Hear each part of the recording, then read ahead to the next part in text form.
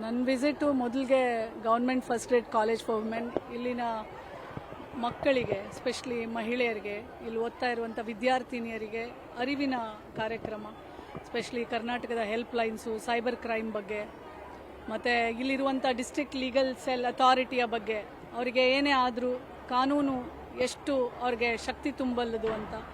So ಮಕ್ಕಳಿಗೆ help lines ಎಲ್ಲ ಗೊತ್ತಿದೆ, ಬಟ್ ಅವ್ರಿಗೆ ಡಿಸ್ಟ್ರಿಕ್ಟ್ ಲೀಗಲ್ ಸೆಲ್ ಇದೆ. ನಮಗೆ ಯಾವಾಗಾದರೂ ಕಾನೂನಿನ ಒಂದು ನೆರವು ಬೇಕು ಅಂತಂದರೆ ಉಚಿತವಾಗಿ ನೆರವು ಸಿಗುತ್ತೆ ಅನ್ನೋದು ಅವರಿಗೆ ಗೊತ್ತಿಲ್ಲ. ಸೊ ಹಾಗಾಗಿ ಅದು ಒಂದು. ಮತ್ತು ಕಾಲೇಜಿನಲ್ಲಿ ಇಂಟರ್ನಲ್ ಕಂಪ್ಲೇಂಟ್ ಕಮಿಟಿ, ಅಂದರೆ 10ಕ್ಕಿಂತ ಹೆಚ್ಚು ಮಹಿಳೆಯರು ಕೆಲಸ ಮಾಡೋ ಒಂದು ಸ್ಥಳದಲ್ಲಿ ಇಂಟರ್ನಲ್ ಕಂಪ್ಲೇಂಟ್ ಕಮಿಟಿ ಇರಬೇಕು. ಯಾಕೆಂದರೆ ಯಾವುದೇ ಹೆಣ್ಣು ಮಗಳ ಮೇಲೆ ದೌರ್ಜನ್ಯ ಆದಾಗ ಆ ಕಂಪ್ಲೇಂಟ್ ಕಮಿಟಿನೇ ಮೊದಲಿಗೆ ಅವರು ಅಪ್ರೋಚ್ ಮಾಡಬೇಕಾಗಿರೋದು. ಅದನ್ನೆಲ್ಲ ಇವತ್ತು ನೋಡಿದೆ. ಈಗ ನಮ್ಮ SBI ಅಲ್ಲಿ ಮೀನುಗಾರರ ಹೆಣ್ಮಕ್ಕಳ ಜೊತೆ ಒಂದು ಸಂವಾದ ಇದೆ. ಅವರ ಸಮಸ್ಯೆಗಳಿಗೆ ಎಲ್ಲ ಅಧಿಕಾರಿಗಳ ಜೊತೆ ಈಗ ಸ್ಪಂದನೆ ಮಾಡುವಂಥ ಕಾರ್ಯಕ್ರಮ. ನಿನ್ನೆ ರಾತ್ರಿ KSRTC ಬಸ್ ಸ್ಟ್ಯಾಂಡ್ಗೆ ವಿಸಿಟ್ ಕೊಟ್ಟಿದ್ದೆ. ಸೊ ನಾವು ಎಲ್ಲ ಇದು 26ನೇ ಜಿಲ್ಲೆ ನಾನು ಪ್ರವಾಸ ಮಾಡ್ತಾ ಇರೋದು. ಹಾಗೆ ನೋಡಿದಾಗ ಇಲ್ಲಿನ ಬಾತ್ರೂಮ್ಸ್, ಶೌಚಾಲಯ ಎಲ್ಲ ಹೈಟೆಕ್ ರೀತಿಯಲ್ಲಿ ಕೆಲಸ ಮಾಡ್ತಾ ಇರೋದು ನೋಡಿ ನನಗೆ ಖುಷಿ ಆಯಿತು. ಆ್ಯಕ್ಚುಲಿ ಸತ್ಯವಾದ ಮಾತು. 21 CCTVಗಳಿದ್ದಾವೆ, ಎಲ್ಲ ವರ್ಕ್ ಆಗ್ತವೆ ಎಲ್ಲದಕ್ಕೂ. ಬಸ್ ಸ್ಟ್ಯಾಂಡಲ್ಲಿ ಯೂಶಲಿ ನಾವು ನೋಡೋದೇ ಅದು ಶೌಚಾಲಯ, CCTV, ಅದ್ರ ಬ್ಯಾಕಪ್ಪು, ಮತ್ತು ತಾಯಿ ಮಗುವನ್ನು ಕೊಠಡಿ. ನಾವು ಅಲ್ಲಿ ಒಂದು ಕೊಠಡಿ ಇದೆ ಆ್ಯಕ್ಚುಲಿ. ಅಲ್ಲಿ ಒಳಗೆ ಹೋದಾಗ ಒಂದು ತಾಯಿ ಒಂದು ಪುಟ್ಟ ಮಗುವನ್ನು ಎದೆಗೆ ತಪ್ಪಿಕೊಂಡು ಮೂಲೆಯಲ್ಲಿ ಕೂತಿದ್ರು. ಅಲ್ಲೊಂದು ತೊಟ್ಲು ಇರಲಿಲ್ಲ. ಅದು ತೊಟ್ಲು ಏನೋ ಹೆಲ್ತ್ ಕ್ಯಾಂಪ್ ಮಾಡಿರೋದ್ರಿಂದ ಆ ತೊಟ್ಲು ತೆಗ್ದಿದ್ದೀವಿ ಅಂದರು. ಹಾಗೆ ಮಾಡಬಾರ್ದು, ಹಾಕಬೇಕು, ನೋಡಿ ಅಲ್ಲಿ ಒಂದು ಮಗು ಇದೆ ಅಂತ ಹೇಳಿದೆ. ಮತ್ತು ಇಲ್ಲಿಂದ ಬಿಡುವಂಥ KSRTC ಬಸ್ಸಸ್ಗಳ ಮೇಲೆ ಹೆಲ್ಪ್ ಲೈನ್ ಒಂದು ಮೆನ್ಷನ್ ಆಗಿರಲಿಲ್ಲ, ಅದನ್ನು ಮಾಡೋಕ್ಕೆ ಹೇಳಿದ್ದೇನೆ. ಅದರ್ವೈಸ್ ಕುಡಿಯೋ ನೀರಿಂದ ಎಲ್ಲವೂ KSRTC ಬಸ್ ಸ್ಟ್ಯಾಂಡಲ್ಲಿ, ಅಂದರೆ ಹೆಣ್ಣು ಮಗಳಿಗೆ ಬೇಕಾದಂಥ ಅದು ಪೆಟ್ರೋಲಿಂಗ್ ಇರ್ಬೋದು, ಪೊಲೀಸ್ ಅವ್ರದ್ದು ಚೆಕ್ ಪೋಸ್ಟ್ ಇರ್ಬೋದು, ಪ್ರತಿಯೊಂದನ್ನು ನಾನು ನಿನ್ನೆ ಚೆಕ್ ಮಾಡಿದ್ದೇನೆ. ಮತ್ತು ಇಲ್ಲಿಂದ ಸೀದಾ ಅದು ಮೀನುಗಾರರ ಹೆಣ್ಣುಮಗಳು, ಅವಳ ಸಮಸ್ಯೆಗಳು, ಅವಳ ಮೂಲಭೂತ ಸೌಕರ್ಯಗಳು ಅದು ಏನೇನಿದಾವೆ ಅದನ್ನೆಲ್ಲ ಸರ್ಕಾರದ ಅಧಿಕಾರಿಗಳ ಒಂದಿಗೆ ಈಗ ಅವರನ್ನು ಭೇಟಿ ಮಾಡ್ತೇನೆ. ಅದ ನಂತರ ಪುತ್ತೂರು. ಮೇಡಮ್, ಈಗ ರಾಜ್ಯದಲ್ಲಿ ಬಾಲ್ಯ ವಿವಾಹ ಮತ್ತು ರೇಪ್ ಕೇಸ್ಗಳು ಇನ್ನೂ ಕಮ್ಮಿ ಆಗಿಲ್ಲ, ಎಷ್ಟೇ ಜಾಗೃತಿ. ಯಾವ ರೀತಿ ಮಹಿಳಾ ಆಯೋಗ ಯಾವ ರೀತಿ ಅದಕ್ಕೆ ಮಹಿಳಾ ಆಯೋಗ ಅರಿವನ್ನು ಮೂಡಿಸ್ಬೋದು, ಅದು ಅವಳ ಒಂದು ದೊಡ್ಡ ಕೆಲಸ, ಜವಾಬ್ದಾರಿ. ಮತ್ತು ನೋಡಿ, ರೇಪ್ ಆಗಲಿ ಅಥವಾ ದೌರ್ಜನ್ಯಗಳಾಗಲಿ ಇವತ್ತು ಹೆಚ್ಚಿಗೆ ಆಗಲಿಕ್ಕೆ ಕಾರಣ ಸ್ಮಾರ್ಟ್ಫೋನ್ಸಲ್ಲಿ ಭಾಳಷ್ಟು ಪೋರ್ನೋಗ್ರಫಿ ವಿಡಿಯೋಸು. ಫಸ್ಟ್ ಅದು ಅಷ್ಟು ಈಸಿಯಾಗಿ ಅವೈಲಬಿಲಿಟಿ ಇರಲಿಲ್ಲ. ಆಮೇಲೆ ಡ್ರಗ್ಸ್, ಮಾದಕ ದ್ರವ್ಯಗಳು, ನಶೆ, ಲಿಕ್ಕರು ಎಲ್ಲ ಒಂದು ಫ್ಯಾಕ್ಟರ್ ಅಲ್ಲ.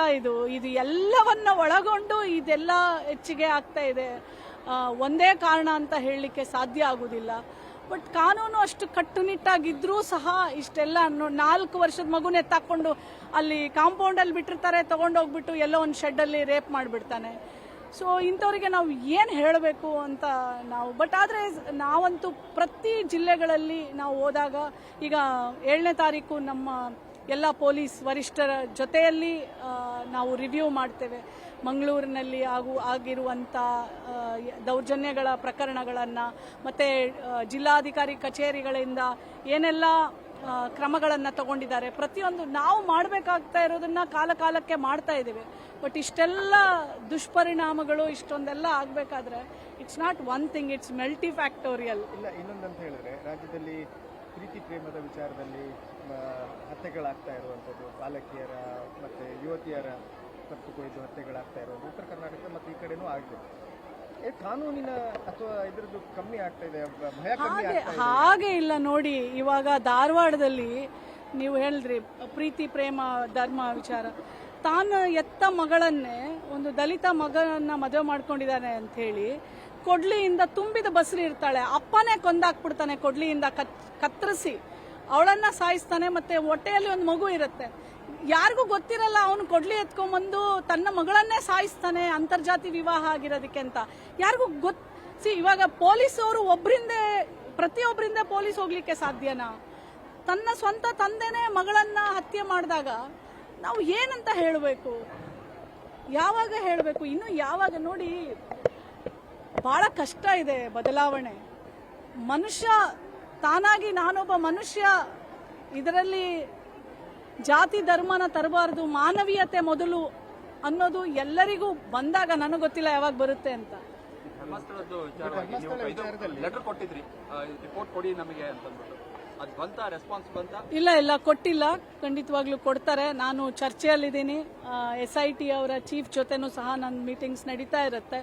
ಸೊ ಕೆಲವೊಂದು ಕೋರ್ಟ್ದಲ್ಲಿ ತೀರ್ಮಾನ ಆದಮೇಲೆ ಅದನ್ನು ನನಗೆ ವರದಿಯನ್ನು ಕಳಿಸ್ತೀವಿ ಮತ್ತು ತನಿಖೆ ಮುಂದುವರಿಸ್ತೀವಿ ಅಂತ ಹೇಳಿದ್ದಾರೆ. ಈಗ ನೂರಾರು ಮಹಿಳೆಯರ ಅಲ್ಲಿ ಹತ್ಯೆ ಆಗಿದೆ, ರೇಪ್ ಆಗಿದೆ ಅಂತ ಒಂದು ಇದಾಗಿದೆ. ಅದರ ಆಧಾರದ ಮೇಲೆ ನೀವು ರಿಪೋರ್ಟ್ ಕೊಟ್ಟಿದ್ರಿ.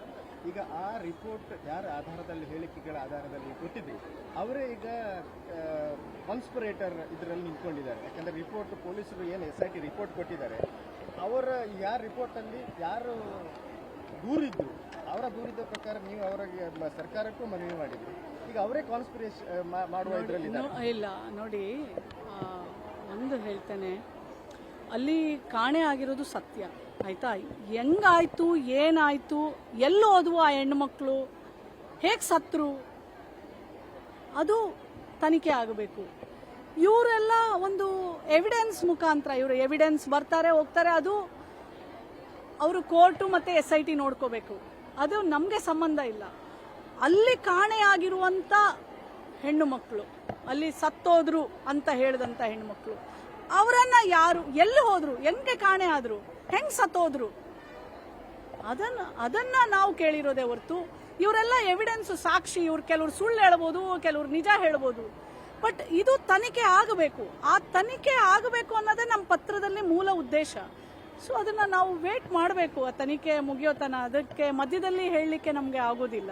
ಮತ್ತೆ ಕಂಪ್ಲೇಂಟ್ ಕೊಟ್ಟವ್ರೆ, ನಿಮ್ಮ ಮುಂದೆ ಬಂದವ್ರೆ, ಅವ್ರ ಮೇಲೆ ಅನುಮಾನ ನಮ್ಮ ಮೇಲೆ ನಮಗೆ ಕಂಪ್ಲೇಂಟ್ ಕೊಟ್ಟಿಲ್ಲ ಅವರು. ಹಾಗೆ ನಾವು ಅದ್ರ ಮೇಲೆ ವರದಿನೂ ಇದೆ, ಉಗ್ರಪ್ಪ ವರದಿ ಇದೆ.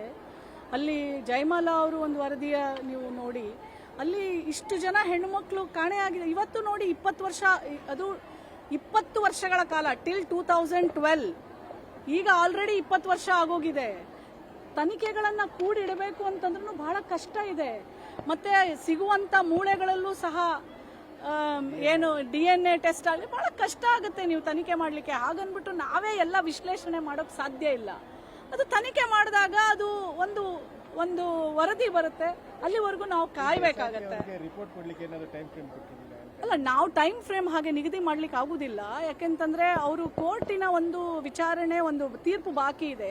ಅದಾದ್ಮೇಲೆ ನಮ್ಗೆ ಸಬ್ಮಿಟ್ ಮಾಡ್ತೀನಿ ಅಂತ ಹೇಳಿದ್ದಾರೆ. ಹೌದು, ಹೋಗ್ತಾ ಇದ್ದೇನೆ. ಮಾಧ್ಯಮದಿಂದ ನನ್ನ ಜೊತೆನೂ ಮಾತಾಡಿದ್ದಾರೆ. ನಾವು SP ಅವ್ರ ಜೊತೆ ಮಾತಾಡಿದೀವಿ. ಅವಳಿಗೆ ಅನ್ಯಾಯ ಮಾಡಿದಂತ ಹುಡುಗ ಅರೆಸ್ಟ್ ಆಗಿದ್ದ, ಮತ್ತೆ ಈಗ ಬೇಲ್ ಮೇಲೆ ಹೊರಗೆ ಬಂದಿದ್ದಾನೆ. ಕಾನೂನು ಮುಂದೆ ನಾವು ಯಾರು ದೊಡ್ಡವರಲ್ಲ. ಬಟ್ ಆದ್ರೆ ಆ ಹೆಣ್ಣು ಮಗಳಿಗೆ ಮೋಸ ಆಗಬಾರ್ದು. ಮಗು ತಂದು ಅಂತ DNA ಅಲ್ಲಿ ಪ್ರೂವ್ ಆದ್ಮೇಲೆ ನಾವು ಹೇಳೋದು ಅವರು ಮದುವೆ ಮಾಡ್ಕೋಬೇಕು, ಆ ತಾಯಿಗೆ ಒಂದು ಬಾಳನ್ನ ಕೊಡಬೇಕು. ದಟ್ ಇಸ್ ವಾಟ್ ಆಯೋಗದ ಅಧ್ಯಕ್ಷೆ ತಾಯಿಯಾಗಿ ಯಾವಾಗ್ಲೂ ಅದನ್ನ ಬಯಸ್ತಾಳೆ. ಸೊ ಹಾಗಾಗಿ ಅವಳ ಮನೆಗೆ ಸಹ ನಾನು ಇವತ್ತು ಬಂಟ್ವಾಳ ಮುಗಿಸ್ಕೊಂಡು ಅವ್ರ ಪುತ್ತೂರಿನಲ್ಲಿ ಅವ್ರನ್ನ ಭೇಟಿ ಮಾಡ್ತೀನಿ. ನೋಡೋಣ, ನಾನು ಪೊಲೀಸ್ ಅವ್ರ ಜೊತೆ ಮಾತಾಡ್ತೇನೆ. ಈಗ ಕಾನೂನು ಆಲ್ರೆಡಿ ಕೋರ್ಟಲ್ಲಿ ಇರೋದ್ರಿಂದ ನಮ್ಮ ಇಂಟರ್ಫಿಯರೆನ್ಸ್ ಇರೋದಿಲ್ಲ ಅದರಲ್ಲಿ. ಮೇಡಮ್, ಇದು ದುಡಿಯುವ ಮಹಿಳೆಯರು ಪಾಶ್ ಕಮಿಟಿ ಮಾಡಬೇಕಂತ ಕಾರ್ಮಿಕ ಇಲಾಖೆ ನಮ್ಮ ಜಿಲ್ಲೆಯಲ್ಲಿ ಒಂದು 10-20% ಆಗಿದೆ. ಉಳಿದ ಜಿಲ್ಲೆಯಲ್ಲಿ ಹೇಗಿದೆ? ಇಲ್ಲ, ಇಡೀ ಕರ್ನಾಟಕದಲ್ಲಿ 78,000 ಶಿ ಬಾಕ್ಸ್ ಪೋರ್ಟಲ್ಗೆ ಫೀಡ್ ಮಾಡಿದ್ದಾರೆ ಎಲ್ಲ internal complaint committee, posh committee. So ಬರೀ ನಿಮ್ಮ ಜಿಲ್ಲೆ ಅಂತಿಲ್ಲ, ಕರ್ನಾಟಕನೇ ಇಡೀ ದೇಶದಲ್ಲಿ ನಂಬರ್ 1 ಸ್ಥಾನದಲ್ಲಿ ನಿಂತಿದೆ ಪಾಶ್ ಕಮಿಟಿ ಎಸ್ಟಾಬ್ಲಿಷ್ ಮಾಡೋದ್ರಲ್ಲಿ. ಬಟ್ ಅಲ್ಲಿ ಒಟ್ಟಿಗೆ ಎಲ್ಲವನ್ನು ಮಾಡೋಕ್ಕಾಗೋದಿಲ್ಲ ಅಲ್ವಾ. ಮತ್ತೆ ಮಾಡಿದ ಮೇಲೆ ಇಂಪ್ಲಿಮೆಂಟ್ ಆಗ್ತಾ ಇದೆಯಾ ಅನ್ನೋದು ಇಂಪಾರ್ಟೆಂಟ್. ಈಗ ನಾವು ಬಂದಿದ್ದೀವಿ, ಇಲ್ಲೂ ಪಾಶ್ ಕಮಿಟಿ ಇದೆ, ಇಂಪ್ಲಿಮೆಂಟ್ ಮಾಡ್ತಾ ಇದ್ದಾರಾ, ಮೀಟಿಂಗ್ ಮಾಡ್ತಾ ಇದ್ದಾರಾ, ಜಾಗೃತಿ ಇದೆಯಾ, ಅರಿವಿದೆಯಾ, ಅದು ಇಂಪಾರ್ಟೆಂಟ್. ಅದನ್ನ ಮೂಡಿಸುವಂತ ಕೆಲಸ ಎಲ್ಲದರಲ್ಲೂ ಇರಬೇಕು, ಕಂಪಲ್ಸರಿ. ಮೇಡಮ್, ಒಂದು ಕೊನೆಯದಾಗಿ ಸರ್ಕಾರ ಈಗ ಬಜೆಟ್ ಮಂಡನೆ ಮಾಡ್ತಾರೆ. ಹೌದು, ಮಹಿಳಾ ಆಯೋಗದ ಅಧ್ಯಕ್ಷ ಏನು ಎಕ್ಸ್ಪೆಕ್ಟ್ ಮಾಡ್ತಾ ಇದ್ದೀವಿ ಸರ್? ಖಂಡಿತ ಮಹಿಳೆಯರ ಪರ ಎಕ್ಸ್ಪೆಕ್ಟ್ ಮಾಡ್ತೀವಿ. ತಾಯಿ ಮಗುವಿನ ಆಸ್ಪತ್ರೆಗಳು ಹೆಚ್ಚಿಗೆ ಆಗಬೇಕು, ಇನ್ಫ್ರಾಸ್ಟ್ರಕ್ಚರ್ ಜಾಸ್ತಿ ಆಗಬೇಕು. ಆಸ್ಪತ್ರೆಗೆ ಬಂದರೆ ನಾವು ಯಾವಾಗಲೂ ಏನು ಅಲ್ಲಿ ಗೈನಕಾಲಜಿಸ್ಟು, ರೇಡಿಯಾಲಜಿಸ್ಟು, ಅನೆಸ್ಥೆಟಿಸ್ಟು ಕಂಪಲ್ಸರಿ ಇರಬೇಕು, ಪ್ರತಿಯೊಂದು ಆಸ್ಪತ್ರೆಯಲ್ಲೂ ಇರಬೇಕು. ಯಾಕಂದರೆ ಅಲ್ಲಿಂದ ನಾವು ಫೆರಿಫೆರಲ್ ಸೆಂಟರ್ಗೆ ಬರೋಷ್ಟರಲ್ಲಿ ರಕ್ತಸ್ರಾವದಿಂದ ಸತ್ತೋಗ್ಬಿಡ್ತಾಳೆ. ಮತ್ತು ಅದನ್ನು ಆಸ್ಪತ್ರೆಗೆ ಬಂದಾಗ, ಮತ್ತು ನಾವು ಹಾಸ್ಟೆಲ್ಸಿಗೆ ಬಂದಾಗ ಇನ್ನೂ ಹೆಚ್ಚಿನ ಹಾಸ್ಟೆಲ್ಸ್ ಆಗಬೇಕು ಹೆಣ್ಮಕ್ಳಿಗೆ. ಯಾಕಂದರೆ ಇರೋ ಹಾಸ್ಟೆಲ್ಸ್ನಲ್ಲೇ ತುಂಬ ಅಕಾಮಿಡೇಟ್ ಮಾಡೋಕ್ಕೆ ಪ್ರಯತ್ನ ಮಾಡ್ತಾರೆ ಸರ್ಕಾರನೂ. ಸೊ ಹಾಗಾಗಿ ಹೆಚ್ಚಿನ ಹಾಸ್ಟೆಲ್ಸು ಪ್ರತಿ ಜಿಲ್ಲೆಗಳಲ್ಲೂ, ಎಸ್ಪೆಷಲಿ ಹಿಂದುಳಿದಂಥ ಜಿಲ್ಲೆಗಳಿಗೆ ಜಾಸ್ತಿ ಅನುದಾನ ಕೊಟ್ಟು ಜಾಸ್ತಿ ಹಾಸ್ಟೆಲ್ಸ್ಗಳಾದರೆ ಮಕ್ಕಳಿಗೆ ವಿದ್ಯಾಭ್ಯಾಸಕ್ಕೆ ಸಪೋರ್ಟ್ ಆಗುತ್ತೆ. ಮತ್ತು ಫಂಡ್ಸು ಹೆಚ್ಚಿಗೆ CCTV ಕ್ಯಾಮ್ರಾಸು, ಸೆಕ್ಯೂರಿಟಿ, ಬಸ್ಸಸ್ಸು. ಎಷ್ಟೋ ಊರುಗಳಿಗೆ ಇವತ್ತೂ ಬಸ್ಗಳಿಲ್ಲ, 6 ಕಿಲೋಮೀಟ್ರ್ 7 ಕಿಲೋಮೀಟ್ರ್ ನಡ್ಕೊಂಡು ಬಂದು ಬಸ್ ಹತ್ತಾರೆ. ಸೊ ಅಂಥ ಎಲ್ಲ ಇರುವಂಥ ಊರುಗಳಿಗೆ ಬಸ್ ಜಾಸ್ತಿ ಆಗಬೇಕು. ಈ ಥರ ಆಯೋಗದ ಅಧ್ಯಕ್ಷೆ ಒಂದು ಲಿಸ್ಟೇ ಕೊಡ್ತೀನಿ ಏನೇನು ಆಗಬೇಕು ಅಂತ. ಖಂಡಿತ ನಮ್ದು ಪ್ರತಿಯೊಂದು ಜಿಲ್ಲೆಯನ್ನು, ಈಗ ಮಂಗಳೂರು ಜಿಲ್ಲೆ ವಿಸಿಟ್ ಆದಮೇಲೆ ಒಂದು ಎಲ್ಲ ವರದಿ ಮಾನ್ಯ ಮುಖ್ಯಮಂತ್ರಿಗಳು ಸರ್ಕಾರಕ್ಕೆ, ಚೀಫ್ ಸೆಕ್ರೆಟರಿಗೆ ಬರಿತೀವಿ ನಾವು. ಪ್ರತಿಯೊಂದು ಜಿಲ್ಲೆ ಆದಮೇಲೆ ಯಾವುದಾದ್ರೂ ಸೂಕ್ಷ್ಮವಾದಂಥ ವಿಚಾರ ಇದ್ದರೆ ನಾವೇ ಹೋಗಿ ಖುದ್ದಾಗಿ ಮಾನ್ಯ ಮುಖ್ಯಮಂತ್ರಿಗಳನ್ನು ಭೇಟಿ ಮಾಡಿ ಆ ಸೂಕ್ಷ್ಮತೆಯ ವಿಚಾರವನ್ನು ಹೇಳಿ, ಅಲ್ಲಿಂದ DC ಅವರಿಗೆ ಫೋನ್ ಮಾಡಿಸಿ ಆ ಕೆಲಸವನ್ನು ಮಾಡುವ ಹಾಗೆ ಸಹ ಮುಖ್ಯಮಂತ್ರಿಗಳು ಆದೇಶ ಕೊಟ್ಟಿದ್ದು ಎಷ್ಟೊಂದು ಉದಾಹರಣೆಗಳಿದ್ದಾವೆ. ನಮಸ್ಕಾರ. ನ್ಯೂಸ್ ಫಸ್ಟ್ ನಿರ್ಭೀತಿಯಿಂದ ನಿಮ್ಮ ಪರವಾಗಿ.